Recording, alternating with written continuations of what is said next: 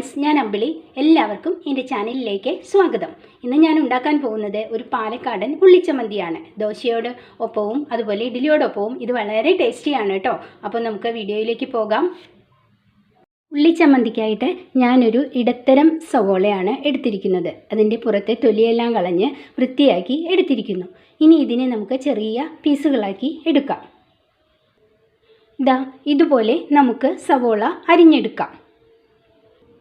പിന്നീട് നമുക്ക് മിക്സിയുടെ ഒരു ചെറിയ ജാർ എടുക്കാം.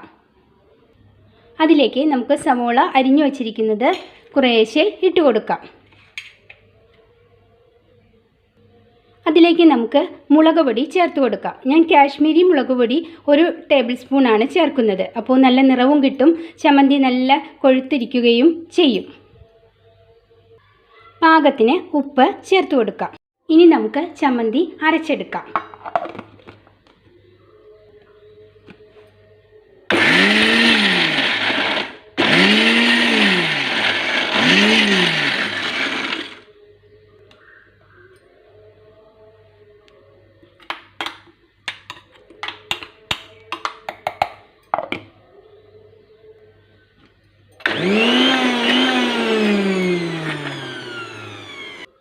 നമുക്ക് തുറന്ന് നോക്കാം.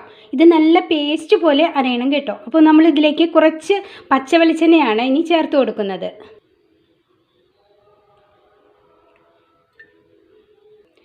വെളിച്ചെണ്ണ ചേർത്ത് കൊടുത്തിട്ടുണ്ട്. ഇനി നമുക്ക് ഇത് ഒന്നുകൂടി അരച്ചെടുക്കാം. ചമ്മന്തി എന്തായി എന്ന് നോക്കാം. നന്നായിട്ട് അരഞ്ഞിട്ടുണ്ട്. നല്ല പേസ്റ്റ് പോലെ അരഞ്ഞ് നമുക്ക് കിട്ടിയിട്ടുണ്ട്. ഇതിനി നമുക്കൊരു പാത്രത്തിലേക്ക് പകർത്തി വയ്ക്കാം. ഇത് വളരെ എളുപ്പത്തിൽ ഉണ്ടാക്കാവുന്ന ഒരു ചമ്മന്തിയാണ് കേട്ടോ, ഒരു ഉള്ളിച്ചമ്മന്തിയാണ്. ഇത് പാലക്കാട് ജില്ലയിലാണ് പ്രധാനമായിട്ടും ഇങ്ങനെയുള്ള ചമ്മന്തി കാണപ്പെടുന്നത്. ഇത് ദോശയുടെ കൂടെയും അതുപോലെ മസാല ദോശയൊക്കെ കിട്ടുമ്പോൾ നമുക്ക് അതിൻ്റെ കൂടെയൊക്കെ കിട്ടുന്ന ചമ്മന്തിയാണ്.